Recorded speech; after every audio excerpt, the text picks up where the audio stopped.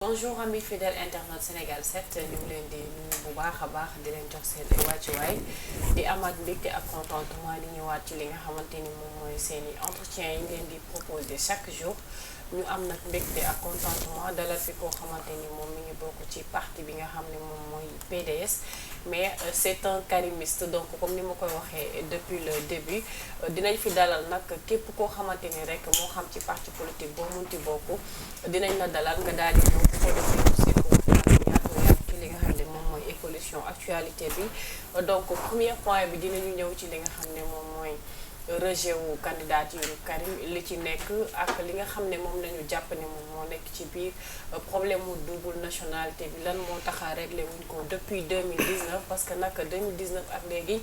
xaw na yàgg te amoon na largement le temps pour mën a régler problème boobu beneen bi mooy gis nañu collectifu candidat recalé yi est-ce que ñoom ñu ngi ci biir collectif bi si c'est le cas lan mooy seen ay avantages ak seeni perspectives ci fi nga xamante ni moom la ñu jëm dégg nañu information comme quoi que collectif bi am na si ñoo xamante ni sàkku nañu ngir rek dem seeti ki nga xam ne moom mooy njiitu réew bu Sénégal ngir ñu mën a waxtaan ndaxte candidat yi ñu recalé dañoo xaw a takku lool ñu xoola ban solution la ñuy teg pour ñooñu donc un peu ci ossature boobu la ñu nar a tënkee li nga xam ne moom mooy émission bi donc damay nuyu sama invité su ko defee ñu ñëw ci li nga xam ne moom mooy l'essentiel du sujet bonjour.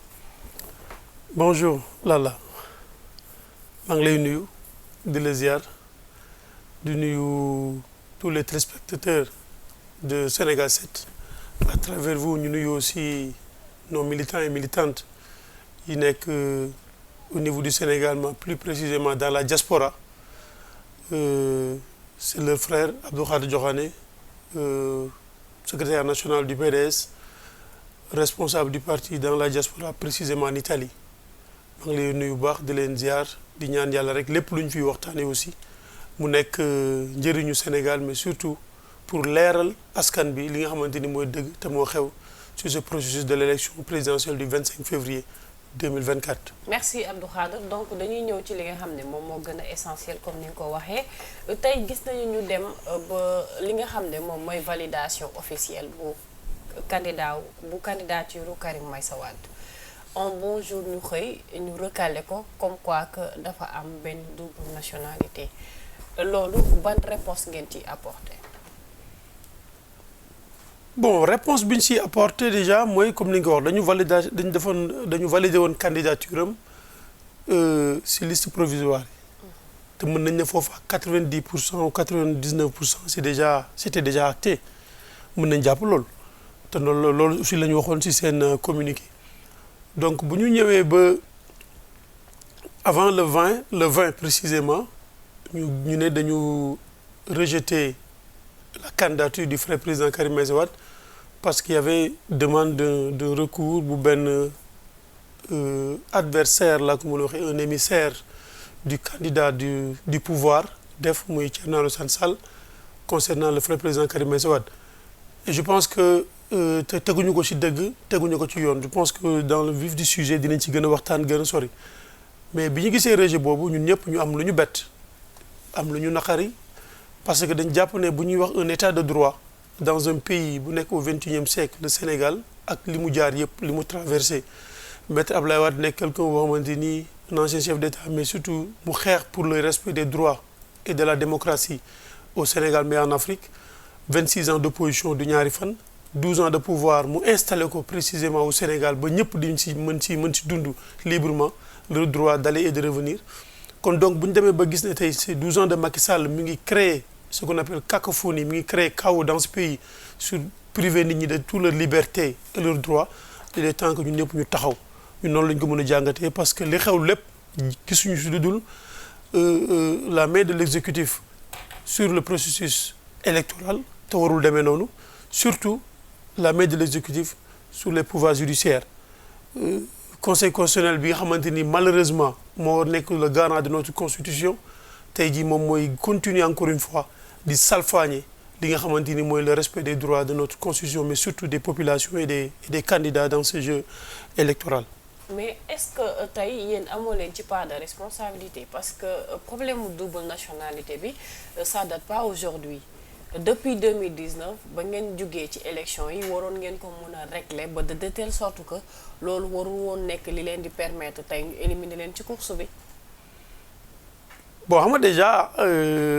je pense que dinañ si waxtaan si pàcc yu bëri jëm si raisonnement boobu parce que ñu bëri noonu lañ koy xalaatee sénégalais yu bëri je pense que ñun aussi ay sénégalais lañu dëkk ci dëkk bi la majeure part des gens dañ koy raisonner d'une manière tellement vraiment facile quoi tellement facile excusez-moi parce que dañ jàpp non comme ni la woon ne mënoon def nii mais loolu c'est je pense c'est notre nature ñun sénégalais ñun ñoo mel noonu parce que moo tax raisonnement boobu rek ngay dégg alors que dans la vie lu nekk dafa am processus et si loolu yëpp ana dëgg mënoon nañ def nii loolu moo waral réew mi bu ngeen xoolee ay taf yëngala fi am ay njuuj njaaj parce que ku nekk day demee son esprit ni mu gën a yombee bu ñu jëlee yooyu yëpp teg ci à côté où est la vérité dëgg la ñuy àtte wala àtte wuñu dëgg. alors Abdou Khadre da nga jàpp ne Thierno comme ni ma ko waxee li mu def c'est son droit le plus absolu mais dafa am beneen vérité bu nekk derrière li mu def loolu nga bëgg a wax. ñun Sénégalais bu la neexee li yoon wax mën nga dem def un recours sur quelque chose sur ce concitoyen parce que da nga jàpp benn affaire. ci processus électoral bi la bokk ñun loolu ñun waxuñu ci dara. mais dañu xam ne defin bi c'est pas sincère. dafa am lu nekkoon ci ginnaaw ñun wax nañ ko bërki démb ci suñu point de presse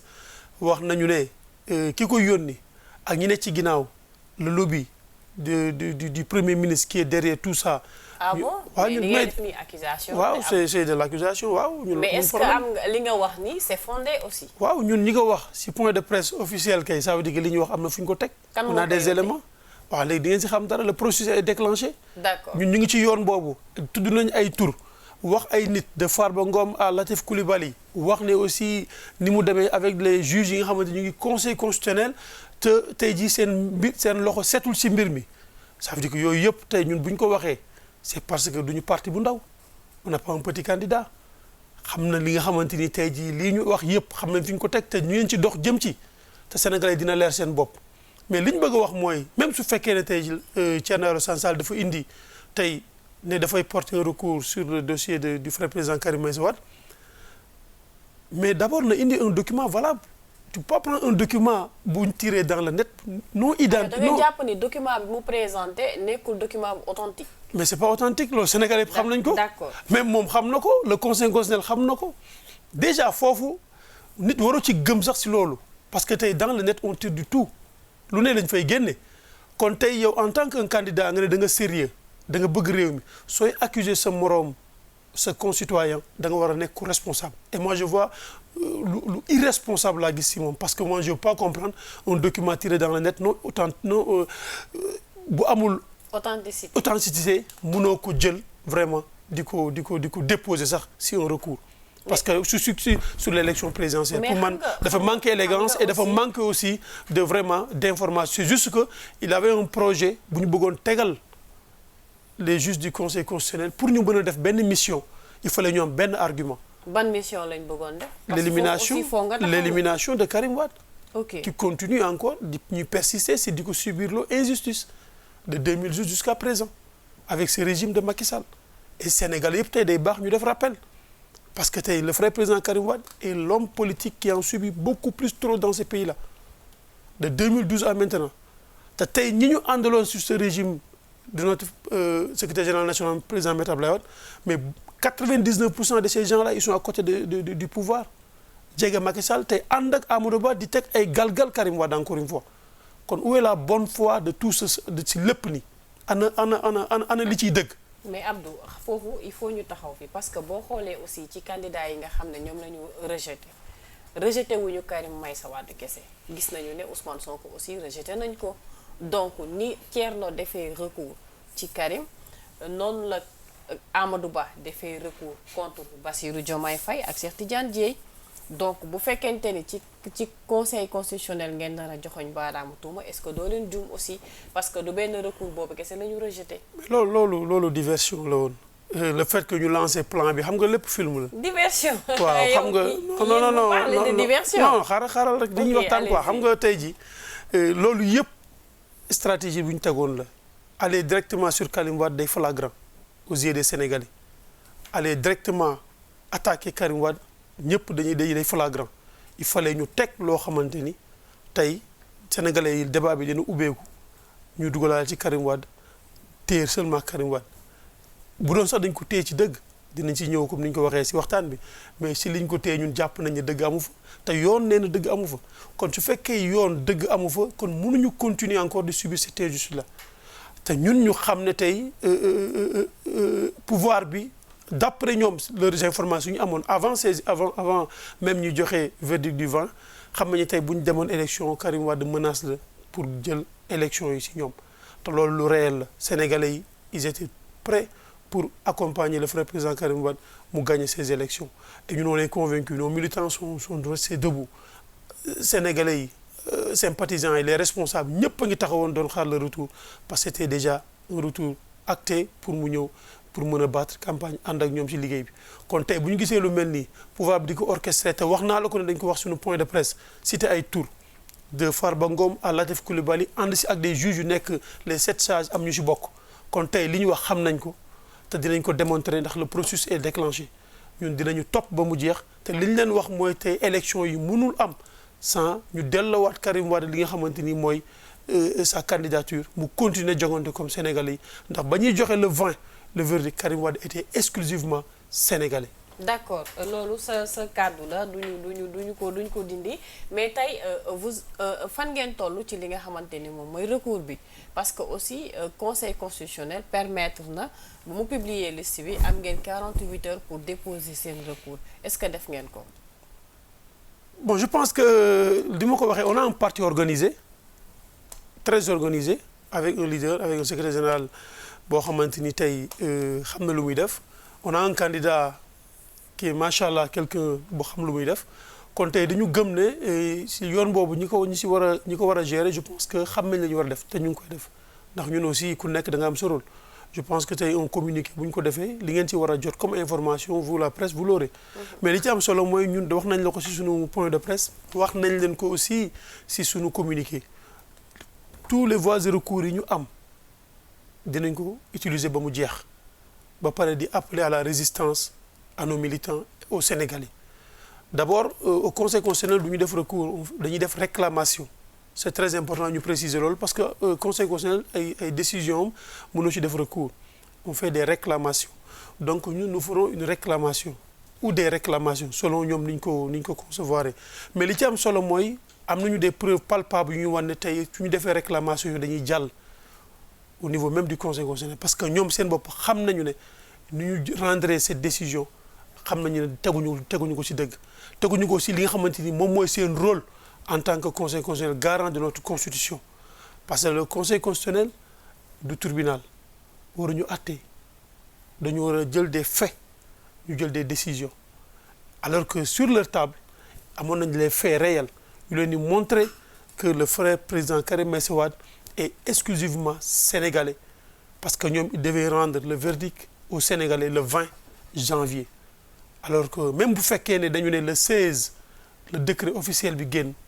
de sa nationalité exclusivement sénégalaise de sa renonciation pour la France je pense que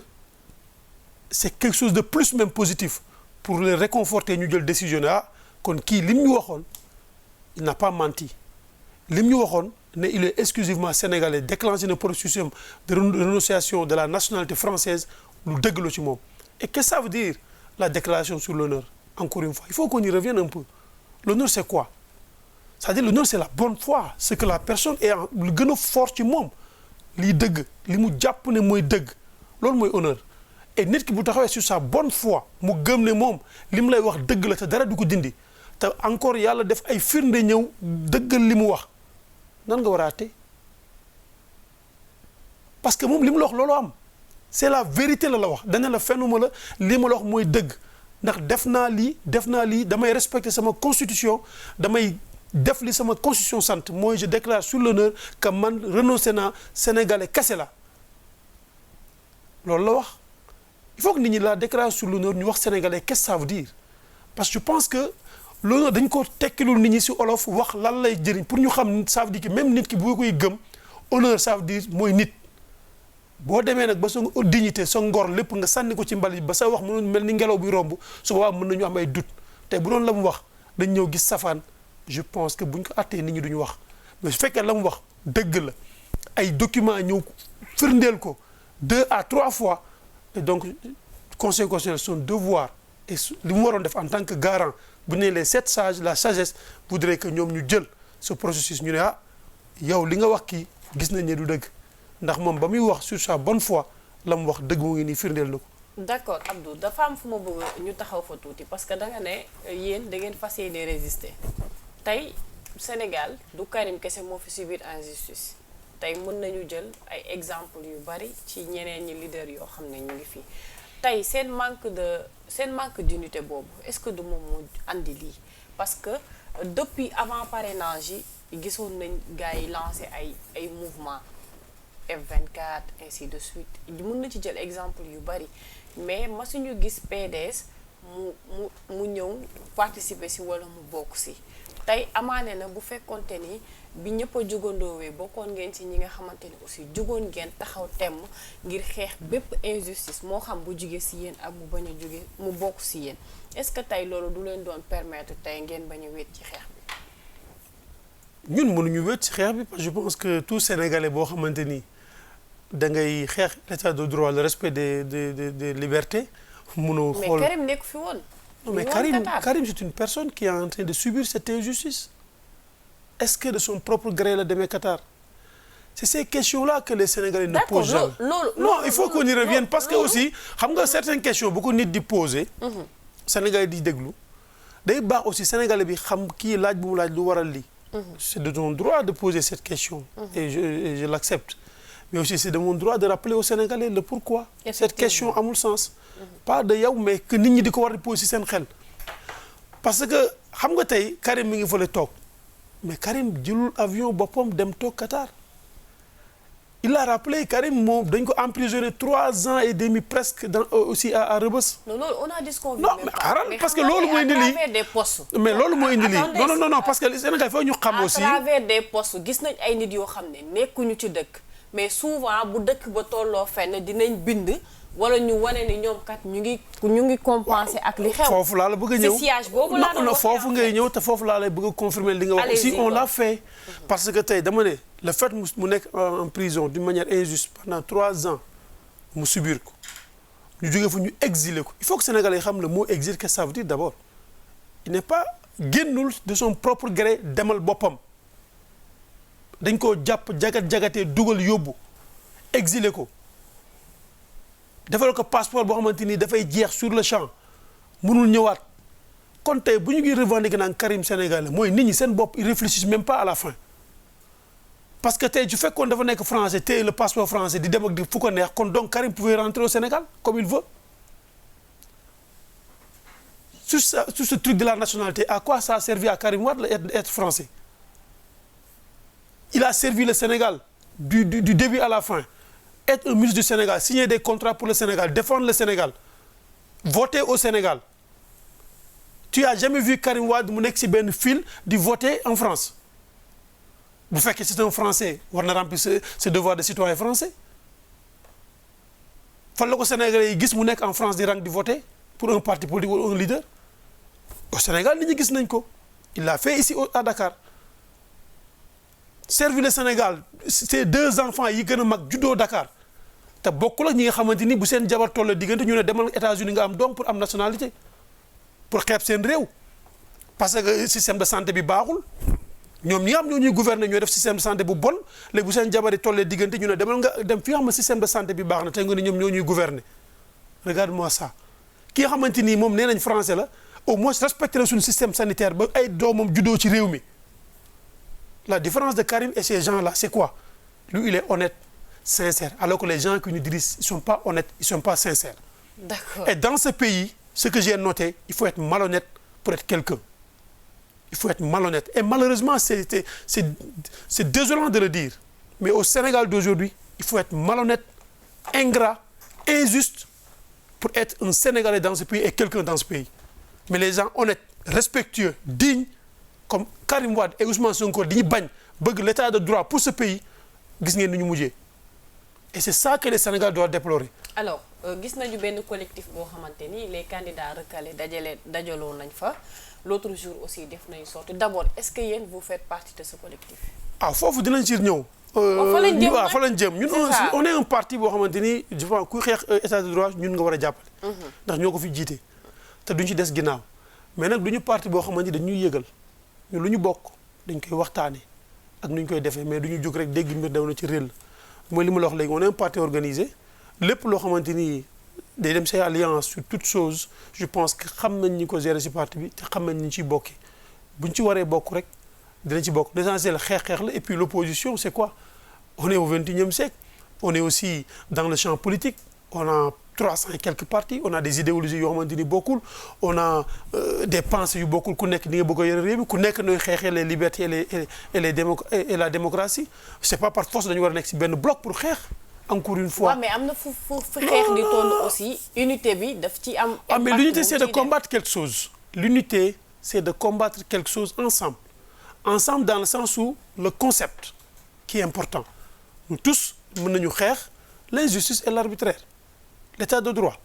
mais mën nañ ko xeex yow da nga jàpp ne jël xeer di sànni mooy xeex man ma jàpp ne je peux dénoncer d'une autre manière parce que si Sénégalais yi am na ñoo xam ne jël xeer sànni mën nga leen convaincre am na ñoo xamante ni boo sànnee xeer doo leen convaincre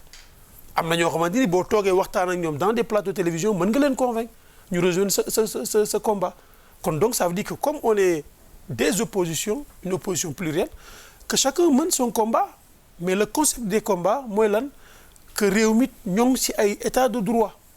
sur les libertés et la démocratie te loolu xeex boobu ñun ñëpp mën nañ ci ànd te ànd nañ ci parce que li ñuy xeex tey jii ñoom moom la ñuy xeex ça veut dire que xeexuñu pour ànd ak Macky Sall wala ànd ak son régime mais dañuy xeex pour que réew mi tegu ci yoon. ñoom bu ñu amee une partie des Sénégalais yu leen di àndal ñun ñu am une partie ça veut dire que on a toujours la majorité des Sénégalais qui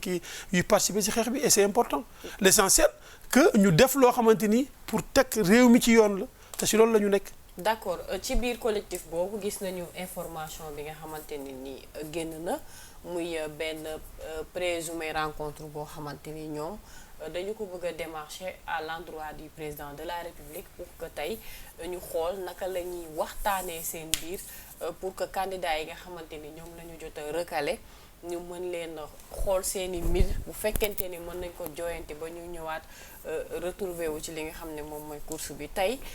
lan moo ci sa gis-gis parce que ñu bari ko ci nekk am nga ci gis-gis déjà gis nañu Mimi Touré génn na wax ni moom bokkul ci ñi nga xamante ni bëgg nañ dem ci li nga xam ne moom mooy rencontre boobu y compris Ousmane Sonko donc bëggoon nañ xam yéen aussi seen position par rapport ak loolu. bon comme ñun bokkuñu ci collectif boobu pour l'instant mënuma la wax la mooy suñu position. jàppal seen gis-gis waaw mais loolu dina jàngat dinaa def jàngat mais maanaam si dem beeg ñàkk dem amuñu si gis-gis ndax ñun bokkuñu si collectif bi kon donc on n'est pas concerné. d'accord waaw mais nag ñoom seen droit la on est dans un pays. mais Karim demoon na ci dialogue bi aussi. non mais dialogue ak lii c'est autre chose. bokkul mais c'est maanaam lépp. presque ñoom ñoo parce que lépp waxtaan la. waaw ndax xam nga ñun li ñu dem nëbbatuwuñu. ok dañu jël position dem. te bañ fay dem li ñu fa yóbbu wax nañ ko. nëbbatuwuñu Sénégalais yëpp ñu gis ñun duñu def affaire dessous de table on parle aux Sénégalais ñun ba ñuy dem dañu may principe yu ñu doon xeex le respect du fichier du calendrier électoral fichier bi ñu càmbaraat ko surtout li ëppoon solo mooy la révision de l'arrêt de la CREI bi teg Karim Wade li muy dund ba léegi te am nañ gain de cause ci loolu ndax fépp fu ñu dem ci àdduna bi on a condamné l'État du Sénégal sur ce processus ba le Sénégal tey jii reconnaître que devant les Nations Unies daal ne dina dédommager Karim Meïssa Wade tey bu ñu nanguwaatee ba ñu nañu def waxtaan ñun pour ñu waxtaan lii mooy suñu condition même bu doon juróomi condition la ñu jëlal ñu ci benn wala ñaar ñu yoruñu pouvoir mën nañ ko sante yàlla après ñu continuer suñu xeex bi jeexul mais au moins tey am nañu ndam foofu ndax l'État wane na Sénégalais ne la mu doon toppee Karim Wade dara du ci dëgg moom État moo ko wax ndax moom nee na d'accord na waat lam àtte woon ñu càmbaraat àttewaat kon kay na Sénégalais jàpp ne lépp lu ñu tegoon ci Karim Wade ba léegi du dëgg ndax ñoom ñu nanguwaat ne mën nañu àttewaat kon ça veut dire que ñoom la ñu defoon du dëgg kon leerul woon comme leerul woon nag ñun foofu répondre nañ ci dialogue bi te am nañ gain de cause loolu moo ñu yóbboon ci dialogue c'est fini lan la nit ñi wax dialogue qu'est-ce que ça veut dire si on a gain de cause si li ñu fa yóbbu woon sénégalais yi xam nañ ko kon lan la nit ñi bëggaat encore une fois mooy li ma la wax toujours malheureusement dans ce pays la communication parfois fi mu war a yóbbu askan bi pour leeral leen les débats parce que chaque mot dafa am importance si ni ñu koy expliquer aux Sénégalais et parfois on explique mal aux Sénégalais le concept des mots et ça fait que la confusion règne dans ce pays ñuy accuser ay doomu gor si yenn situation yi qui subit plus d'injustice que Karim Wade dans ce pays amul tu n'arrives même pas à voir tes enfants ñu exilé la ton père bientôt 100 ans pour mu gis la moom mooy déplacé wu. mais il y a des gens yoo xamante ni emprisonné nañ leen depuis très longtemps ñoom aussi. un exemple xam nga tey man su ma waxee Karim Wade c'est pas parce que la seule personne moo m'intéresse moi je parle même à tous les Sénégalais qui subissent cette injustice. voilà. Ousmane Sonko pareil aussi il en subit. non il y en a d'autres. il y en a d'autres yu ñu xamul parce que ce sont pas des politiques. est-ce que noonu la ñu war a dundee dans ce pays ñun foofu la suñu combat nekk du Karim Wade kase mais comme ñoom c'est des porte-drapeaux Karim Wade Ousmane Sonko mais c'est normal que ñoom ñu wax ci ñoom pour que nit ñi xam li ñu di teg parfois li ci dëgg nit ñi xam ko et foofu la ñu bëgg nit ñi di bàyyi xel moo tax ma ne la tey le vrai président Karim Wade tey nit mënu ko wax problème de sénégalité c'est pas possible le Sénégal a été trahi par des Sénégalais de souche ñi ñuy wax naan ñooy Sénégalais ndey ak baay maam jarbaat ces fameux contrats pétroliers signés kan moo lekk suñu xaalis ñun ñu ay Sénégalais lañ ok nañ jël ñun ñooñu c'est Sénégalais pur sang ndey ak baay et puis Karim Wade doomu président Abdoulaye Wade surtout Mor Talla Wade sa maam doon ñawal Serigne Touba ñu ne kooku du Sénégalais il faut qu'on arrête dans ce pays et bu doon sax amul un document buy firndeel l'exclusivité de sa nationalité Sénégal bu doon amul le fait que ñu ne Wade la sant et je veux pas faire de la discrimination parce qu'à la fin ça devient de la discrimination un Wardini peut être un Sénégalais plus qu'un Wade dans ce pays un Wardini est plus Sénégalais qu'un Wade on est arrivé à ce niveau au Sénégal actuellement il faut qu'on ñu dem droit au but li Macky Sall indi ci réew mi mooy xénophobie dans ce pays-là fa lañ jëm il faut qu'on ose le dire la vérité foofu la ñu jëm non on va le dire parce que loolu moo non parce que dans la conception des gens nit ñi seen xel la ñu war a waxee ak ñoom affaire bi nekkatul affaire parce que bu doon droit rek la dëgg da ngay àtte dëgg mais fii àtte wuñu dëgg dañuy def lu leen neex. d'accord mais bu ñuy def lu leen neex non c'est exagéré. c'est pas exagéré parce que loolu la. le Sénégal est conçu le Sénégal est conçu sur beaucoup de choses. Njaay bu ñu jëm ci sénégalité dafa am ay fondements mënoo jël un Wade tey nga koy exclure tu n'es pas Sénégal exclusif fils d'un ancien président surtout koo xamante ni sa maam moo doon ñëwal Serigne Touba il faut qu'on arrête dans ce pays. D'accord. Et plus il a un document officiel qui conforme qu'il a renoncé à cette nationalité qu'il n'a même pas demandé. Il a demandé à être français quand il était dans le ventre de sa mère. C'est lui qui a dit que je dois être le fils de Viviane Were. C'est Dieu qui a fait qu'il est devenu le fils de Viviane Were. mu am nationalité automatique français comme ni mu amee bu Sénégal automatique seulement sur la bonne foi su déclarer sur la bonne foi je dis que lui il est sénégalais exclu parce que loolu la gëm gisuñu lu ko dindi lu dul dëgg moo ko ñëw dafa ñëw amaat encore dëgg ci kaw sénégalais encore une fois c'est un précédent dangereux très dangereux parce que ñun dañu am ay ñu doom ñu nekk ci diaspora bi juddoo fi am ay double nationalité tey jii prenons le cas de nos ministres qui est en train de signer des accords pour ce pays nañu dem on parle du président de la République c'est vrai les ministres qui sont dans ce gouvernement vous pouvez jurer qu'il y a pas quelques-uns qui ont des doubles nationalités et ils signent au nom du Sénégal nañu approfondir le débat nañu approfondir ce débat il y a des ministres qui signent pour le Sénégal alors que le Sénégal c'est quoi le cœur du Sénégal c'est la constitution bu ñuy wax nañu waxtaan ci dëgg dans ce pays il y a trop de mensonges excusez-moi du terme il y a trop de mensonges dans ce pays. D'accord. Et certains intellectuels s'ils pensent maintenant nekk ay intellectuels mooy toog sol costume cravate wax lu leen neex je pense que leur rôle ils n'ont pas fait ils n'ont qu'à dire la vérité à ce pouvoir à Macky Sall à ces magistrats à ces juges malhonnêtes yi nga xamante ñoo nekk ci Sénégal di def du n'importe quoi dans ce pays il faut qu'on arrête parce que le pouvoir qu'ils ont c'est les Sénégalais ñoo leen ko jox c'est pas eux ñoo ñëw judd rek am pouvoir boobu. D'accord. Et il faut qu'on respecte les Sénégalais. Il y a pas plus Sénégalais que Karim Wade dans ce pays. Il y a pas plus Sénégalais que Karim Wade dans ce pays. Je le dis et je le répète. D'accord. Donc dire que lui il n'est pas sénégalais, excusez, alors que bi mu koy wax mu am gëm-gëm bi, alors que la loi française dit que si tu dois renoncer à ta nationalité française, dès lors que amul lu la mën a très bañ ko renoncer. Kon sur la bonne foi, sur toutes les formes, lui il est en logique et en règle avec le droit. D'accord. Kon tey bu ñu waree àtte droit sur des faits devant leur table, ñu am des documents yu leen war ne diw il a raison. mënuñ jël un document faux bu nit tiré dans le net di ko indi non authentique excusez-moi di ci àttee koo xamante ni il a un document bu am officiel ñu jël document boobu di ci xañ doomu jàmbur quelque chose. Ils vont pas réussir ce combat et vous verrez qu'ils vont pas réussir. D'accord Abdou, merci beaucoup. Je crois que li ñu amoon ci temps épuisé nañ ko donc dernier point bi rek mooy fan ngeen jëm actuellement pour ne pas rater ce rendez-vous au soir du 25 février 2024. On ne va pas le rater ce rendez-vous. Lui-même il l'a dit, le frère président Karim Wade, que encore une fois maa ngi koy encouragé de sa constance et de sa détermination qu'il a eu depuis le début. Et c'est pas facile. Et je sais que c'est pas facile. Depuis 12 ans, il résiste avec un État. Une seule personne contre un État. Il résiste sous toutes les formes. Il est là, debout. te moo leen gën demina parce que c'est un homme digne mën na xool boppam si seetu du am lu muy reprocher boppam mais ces hommes-là qui nous gouvernent devant si seetu mënuñu xool seen bopp parce que li ñuy def au-dessous de table c'est honteux pour cette république. Merci. Donc li mu mën a wax rek mooy wax na ko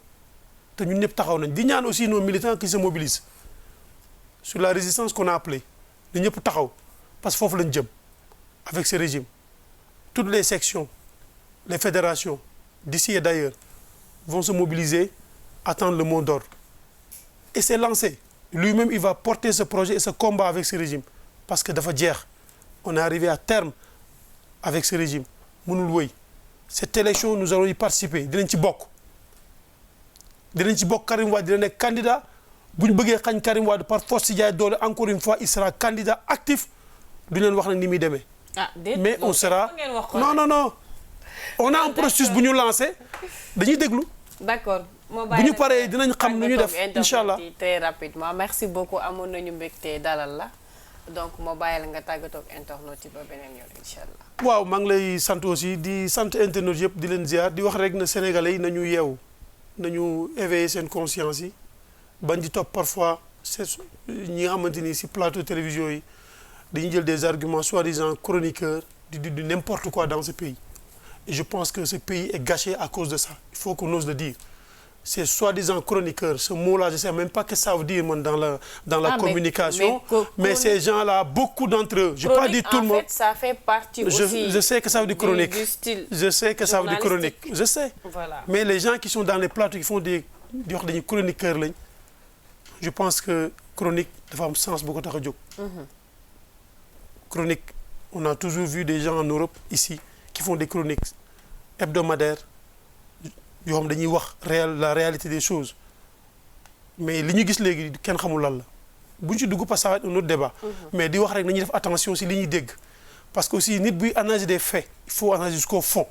pas seulement li nga gis superficiellement ba yow mi war a génn nit ñi li ñuy wax si grand place yéen a bokk niveau bi ngeen di informé wu c'est pas bon c'est pas comme ça on informe un peuple di wax rek nañu taxaw. xam ne tey le frère président Karim Wade a subi une injustice encore une fois de trop avec ce régime de Macky Sall et je pense que egsi nañ si cëppaandaw bi nga xamante ni mënatuñu taxaw il faut que tey jaamaarloo bi nam daan demee lay demee et ñu ngi woo Sénégal yëpp nos militants nos responsables mais surtout les dignitaires de ce pays chefs religieux ñu xam ne ce pays-là n'appartient pas à Macky Sall et son régime appartient à 18 millions de Sénégalais il faut que ñu defal dëgg doxal yoon le conseil constitutionnel man li ma leen di wax ci lii mooy nañu revenir à la raison vu que ils ont ouvert une porte pour wax ne am na temps de réclamation su dossier yi nekk à seen table nañ ko examiner bu baax wax li nga xamante ni tey mooy seen rôle mooy les 7 sages dañu war a am ce qu'on appelle la sagesse te ñoom du ñu tribunal waruñu acter dañu war a acter des faits pour mën a délibérer une décision mais du ñu tribunal buy def un procès kon donc je pense que foofu laa leen di wax ñu revenir à la raison parce que le pays duñ ko yàq pour à cause de 2-3 personnes. Merci Ce pays beaucoup. nous allons le bâtir. C'est le Sénégal pour tous, pour tous les 18 millions de Sénégalais, pas pour une partie des Sénégalais yoo xamante ni dañu bokk ci parti politique. merci maa ngi leen beaucoup. sant di leen gërëm jërë ngeen jëf. merci beaucoup Abdou Khadre ñu ngi koy jaajëfal bu baax a baax moom moo nekkoon suñu invité tey donc ni lay demee saa su nekk ci biir Sénégal 7 entretien yi dinañ ko continuer di wéyal surtout bu évolution actualité amee incha allah dinañu jël yeneen i nit dalal leen fi su ko defee ñu sekk ak ñoom waxtaan bu yaatu may jaajëfal bu baax a baax Babacar Sané mi nga xam ne moom moo jàppoon sur la partie technique di jaajëfal bu baax a baax maa ko ñëw business temps yi moom mooy habillé ci li nga xam ne moom mooy yëre yi donc mu bokk ci suñu sponsor yi di jàpp bu baax a baax si liggéey bi ñu ngi koy jaajëfal di leen jox rendez-vous à très bientôt jërë ngeen jëf